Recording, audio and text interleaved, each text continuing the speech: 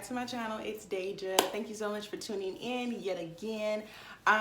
So this it's funny because I've been getting a lot of comments from you guys asking me on whether or not I feel like I joined the wrong organization or that I'm not happy with my organization. That is not the case at all. I love my organization from the bottom of my heart.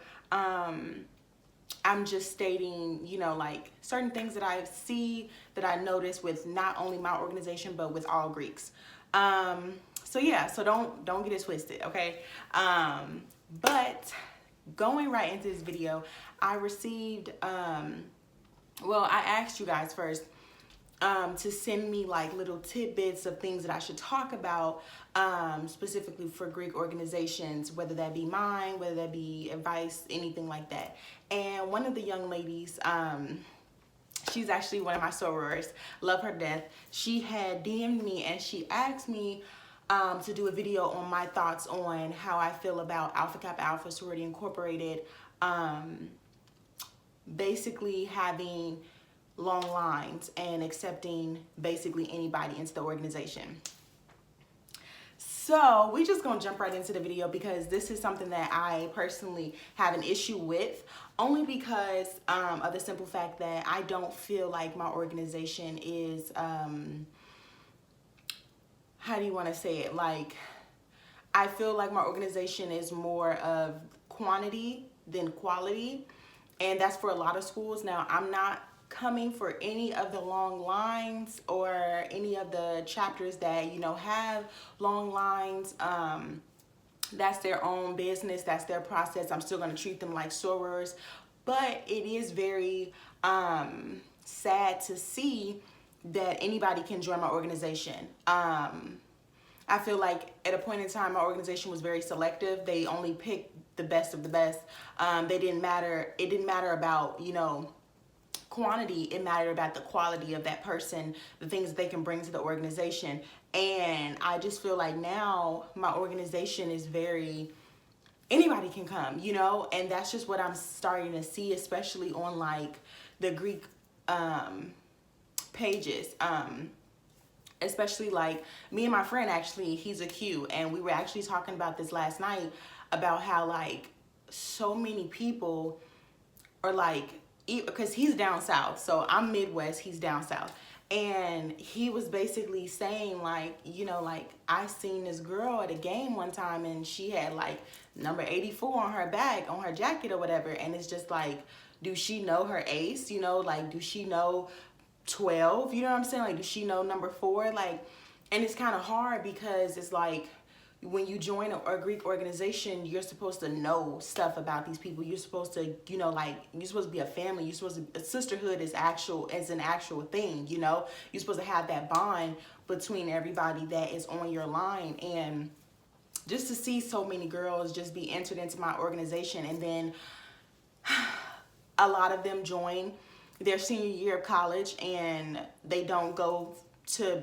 further their, you know, membership in the organization. A lot of people do it for clout. A lot of people do it just to say, oh, I'm an AKA, or I'm a Zeta, or I'm this, I'm that. A lot of guys do that, and nobody goes forward with trying to join a graduate chapter, you know. And it's kind of sad, honestly, because it's just like when Ethel and the rest of the 19 other founders were founding this organization, they didn't say like, oh, yeah, we're just going to join for a period of time and then forget about the organization and then just post when we want to about, you know, us being an AKA. Like, no, like, you're supposed to continue to do it and continue to be financial. Now, I'm not saying like you have to do it right after school, because a lot of people don't have the money to, you know, sustain a financial membership, especially because I'm not gonna lie, like D9 organizations are not cheap. Like, they aren't cheap at all. They're very expensive, and they're very like,